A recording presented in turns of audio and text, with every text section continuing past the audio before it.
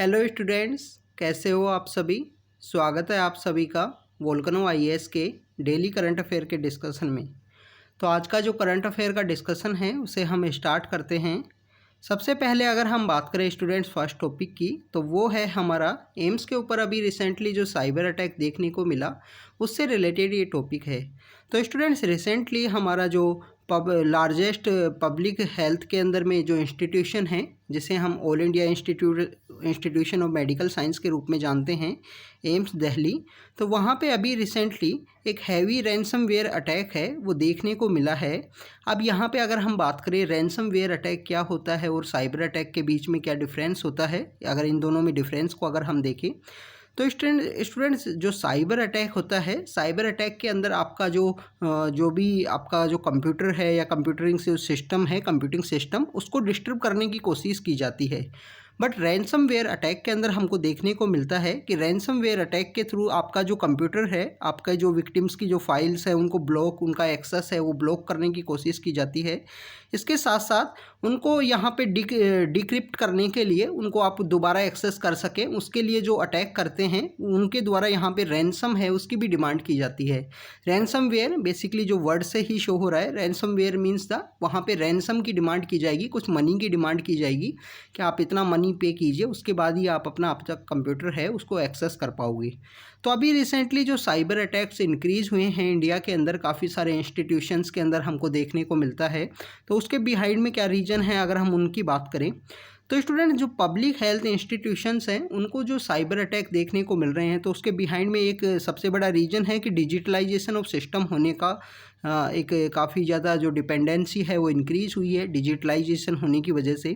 तो dependency increase हुई है डिजिटल सिस्टम के ऊपर में आफ्टर द कोविड-19। तो यहाँ पे हमको देखने को मिलता है स्टूडेंट्स कि हैकर्स और जो क्रिमिनल्स का जो सिंडिकेट है उन्होंने रियलाइज़ किया कि हमारे जो मेडिकल इंस्टीट्यूशंस हैं उनका जो डिजिटल सिस्टम होने की वजह से वो इनके ऊपर अटैक कर सकते हैं। ये एक ऐसा एरिया दिखा जिसके ऊपर वो अटैक किया जा सकता है। सेकंड, यहाँ पे इम्पोर्टेंट की बात करें कि जो हेल्थ और मेडिकल सेक्टर है उसको क्रिटिकल इंफॉर्मेशन इंफ्रास्ट्रक्चर के अंदर नहीं रखा गया है। हमारे यहाँ पे कुछ ऐसे सेक्टर्स हैं जिनको क्रिटिकल इंफॉर्मेशन इंफ्रास्ट्रक्चर के अंदर रखा गया है, जिससे रिलेटेड जो प्रोटेक्शन सेंटर भी क्रिएट किया गया है। National critical information infrastructure protection centre जो क्रिएट किया गया है, उसकी इस जो क्रिटिकल इंफ्रास्ट्रक्चर है इसके अंदर में जिन सेक्टर्स को रखा गया है वो है पावर है, एनर्जी है, बैंकिंग है, फाइनेंशियल जो सर्विस हैं, इंश्योरेंस हैं, टेलीकॉम, ट्रांसपोर्ट, इस तरीके की जो सेक्टर्स हैं इन सबको यहाँ पे क्रिटिकली इंफ्रास्ट्रक्चर के अंदर रखा गया है। और मेडिकल सेक्टर को ना रखने की वजह से तो मेडिकल के ऊपर यहाँ पे अटैक हो सकता है, उसका जो मेडिकल सेक्टर से रिलेटेड जो प्रॉपर प्रोटेक्शन है वो यहाँ पे नहीं है। दिल्ली पुलिस ने इस क्राइम को यहाँ पे साइबर अटैक, साइबर टेररिज्म से रिलेटेड एक थ्रेट माना है, जिसको हमारा जो इंफॉर्मेशन टेक्नोलॉजी एक्ट है उसका सेक्शन 66 का एफ है, 66 का एफ जो सब क्लोज है उसके अंडर में इसको एक साइबर थ्रेट माना है, साइबर टेररिज्म के रूप में इसको डिफ़ाइन किया है। अगर हम बात करें इंडिया में जो साइबर अटैक जब भी होता है या साइबर थ्रेट जब भी देखने को मिलता है तो उससे रिलेटेड क्या क्या सेफगार्ड्स यहाँ पे अवेलेबल हैं उनकी अगर हम बात करें तो इंफॉर्मेशन टेक्नोलॉजी एक्ट है 2000 का, जिसको 2008 के अंदर में अमेंड किया गया। ये एक मेन एक्ट है जो साइबर क्राइम से रिलेटेड जो डिजिटल क्राइम है उसको यहाँ पे डील करता है। इसके अलावा यहाँ पे national critical information infrastructure protection centre है जिसे 2000 के इस आईटी एक्ट के थ्रू ही क्रिएट किया गया है। ऐसे कुछ सेक्टर्स जो इंफॉर्मेशन से रिलेटेड क्रिटिकल हैं जिनका यहाँ पे जो प्रेजेंस है वो काफ़ी ज़्यादा इंपॉर्टेंट है, तो उन सेक्टर्स को इसके अंदर रखा गया है। हमारा जो साइट है साइबर इमरजेंसी रिस्पॉन्स टीम, उसको यहाँ पे क्रिएट किया गया 2004 के समय में। साइबर सिक्योरिटी पॉलिसी भी आई है 2013 के समय में। और साइबर स्वच्छता केंद्र हैं, कुछ ऐसे केंद्र कुछ जहाँ पे जो साइबर अटैक्स हैं उनको डील किया जा सके, उनको यहाँ पे ट्रोजन है, मॉलवेयर हैं, या अगर हम बात करें बोट्स वायरस हैं उनको उनसे फ्री किया जा सके किसी भी सिस्टम को, तो वो साइबर स्वच्छता केंद्र से ऐसे डेवलप किए गए हैं।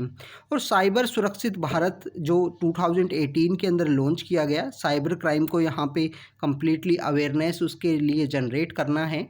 और स्टूडेंट्स, आपको साइबर क्राइम से रिलेटेड आपको एक कन्वेंशंस भी हैं, उनके बारे में भी आपको पता होना चाहिए। काफ़ी सारे ऐसे कन्वेंशंस हैं जिसको इंडिया ने ज्वाइन नहीं किया है, पर वर्ल्ड के अंदर ऐसे कंट्रीज़ के बीच में जो कंसेंसस है जो डेवलप हुआ है बेसिकली साइबर क्राइम से रिलेटेड।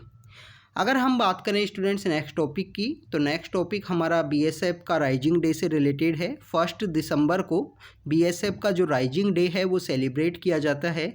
1965 के समय में इस फोर्स को क्रिएट किया गया और इस फोर्स के जो आपको ऑफिसर्स हैं वो आपको देखने को मिलेंगे।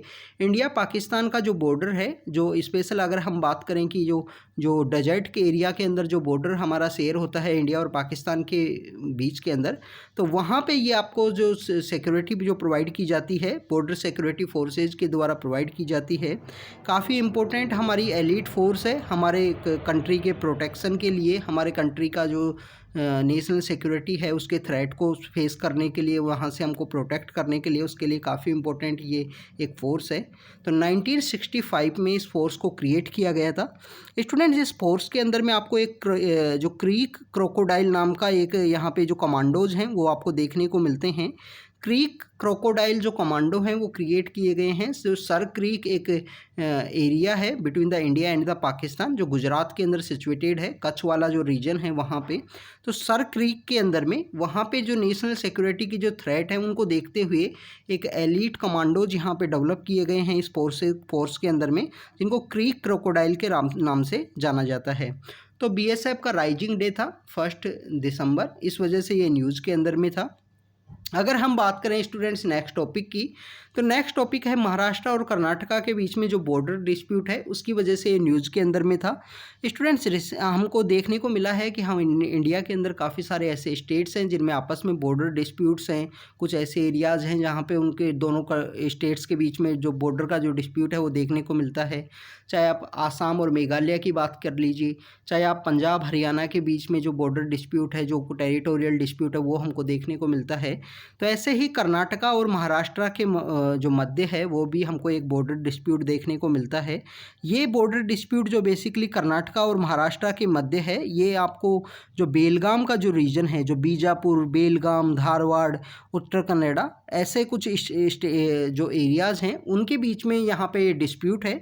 बेलगाम बेसिकली यहाँ पे कंसिडर किया जाता है महाराष्ट्र के द्वारा कि बेलगाम हमारा है, क्योंकि बेलगाम के अंदर आपको देखने को मिलेगा कि बेलगाम के अंदर जो लोग हैं मैक्सिममली जो मराठी स्पीकिंग पीपल्स वहाँ पे रहते हैं, बेलगाम है, तो इस वजह से यहाँ पे कंसिडर किया जाता है। अगर हम बात करें 1948 के समय में जो बॉम्बे स्टेट हुआ करता था, तो बॉम्बे स्टेट के अंदर हमको देखने को मिलता है कि बॉम्बे स्टेट के अंदर मल्टीलिंग्विस्टिक जो लोग हैं वो रहा करते थे, जो काफ़ी सारी लैंग्वेज हैं वो बोला करते थे।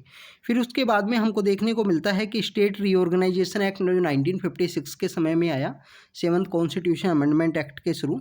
तो स्टेट रीऑर्गेनाइजेशन एक्ट के थ्रू जब क्रिएट किया गया तो यहाँ पे जो बेलगाम का जो रीजन है वो मैसूर स्टेट को चला गया। मैसूर स्टेट, जिसे अब प्रेजेंट समय में कर्नाटक स्टेट के रूप में जाना जाता है, जो 1973 के समय उसका नाम है वो चेंज किया गया। पहले इसको मैसूर स्टेट के रूप में देखा जाता था, तो मैसूर स्टेट के को दे दिया गया बेलगाम। उसी समय से एक कंटिन्यू डिस्प्यूट है। महाराष्ट्र एकाकरण समिति है 1948 के समय में, वो भी क्रिएट की गई। वहाँ पे कुछ 800 के आसपास कुछ विलेज हैं जो कर्नाटक और महाराष्ट्र के बीच में जो डिस्प्यूट हैं वो इमर्ज हुए। इसके बाद में यहाँ पे समय समय पे अलग अलग जो कमीशंस हैं वो क्रिएट हुए हैं, जिसके अंदर एक महाजन कमीशन है। महाजन कमीशन 1966 के समय क्रिएट किया गया।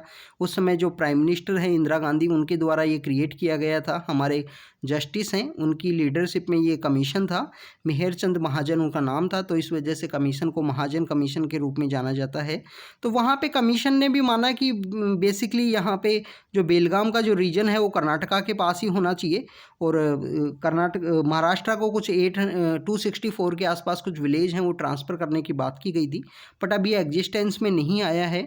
आप देखिए स्टूडेंट्स कि जो सोलापुर का जो रीजन है, सोलापुर है, बेलगाम है, ये कुछ ऐसे रीजन हैं वहाँ पे आपको मल्टी लिंग्विस्टिक पर्सनैलिटी के जो लोग हैं, काफ़ी सारी लैंग्वेज हैं वो जानते हैं, बोलते हैं, क्योंकि वहाँ पे 2-3 स्टेट्स का ऐसा जो नियर बाई अपनी बॉर्डर हैं वो शेयर करते हैं, इस वजह से। तो ये बेसिकली महाजन कमीशन के बारे में था और कर्नाटका और महाराष्ट्र के बीच में जो बॉर्डर डिस्प्यूट है उससे रिलेटेड था। स्टूडेंट्स, अगर हम बात करें रिसेंटली कर्नाटका के द्वारा जो लेजिस्लेटिव असेंबली है उसका जो विंटर सेशन है, विंटर सेशन यहाँ पे जो बेलगाम है उसका बेलागावी जो रीजन है वहाँ पे ऑर्गेनाइज करवाया जाता है विंटर सेशन। तो ये भी हमको देखने को मिलता है कि कर्नाटका ने अपना जो चेंज करते हुए जो विंटर सेशन है वो वहाँ पे ऑर्गेनाइज किया जाता है। तो अब इसको जो बॉर्डर डिस्प्यूट है वो काफ़ी ज़्यादा एक डिफ़िकल्ट इशू बन गया है कर्नाटका और महाराष्ट्र के मध्य में। अगर हम बात करें स्टूडेंट्स नेक्स्ट टॉपिक की, तो वो है मणिपुर संगाई फेस्टिवल के बारे में।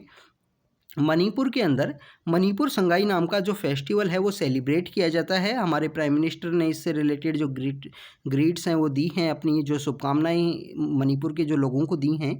तो ये फेस्टिवल बेसिकली मणिपुर के अंदर जो टूरिज्म है उसको यहाँ पे इंक्रीज़ करने से रिलेटेड है। फेस्टिवल का नाम है जो उसका जो मणिपुर का जो स्टेट एनिमल है संगाई डियर, उसके नाम से रखा गया है। संगाई डियर जिसको ब्रो एंटलर डियर के नाम से भी जाना जाता है। 2010 के समय में मणिपुर संगाई फेस्टिवल स्टार्ट हुआ। इस फेस्टिवल को यहाँ पे फेस्टिवल ऑफ वननेस के नाम से जाना जाता है। जैसे हमने कल जो देखा था हॉर्नबिल फेस्टिवल के बारे में देखा था, जो नागालैंड के अंदर सेलिब्रेट किया जाता है और जिसे फेस्टिवल ऑफ फेस्टिवल्स के रूप में जाना जाता है। तो ये यहाँ पे मणिपुर संगाई फेस्टिवल है। अगर हम संगाई डियर की बात करें तो कैबुल नाम जो नेशनल पार्क है वहाँ पे जो लोकटक लेक सिचुएटेड है, लोकटक लेक के अंदर ये पाए जाते हैं। लोकटक लेक जो मणिपुर का बिष्णुपुर डिस्ट्रिक्ट है वहाँ पे ये लेक सिचुएटेड है।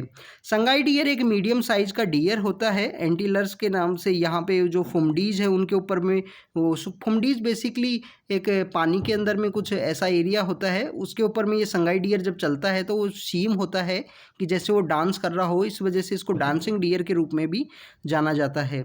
अगर हम बात करें ये एक स्टेट एनिमल है मणिपुर का, वाइल्ड लाइफ प्रोटेक्शन एक्ट के जो शेड्यूल 1 है उसके अंदर रखा गया है और IUCN का जो स्टेटस है एंडेंजर्ड, उसके अंदर में IUCN की रेड लिस्ट में एंडेंजर्ड स्टेटस इसको दिया गया है।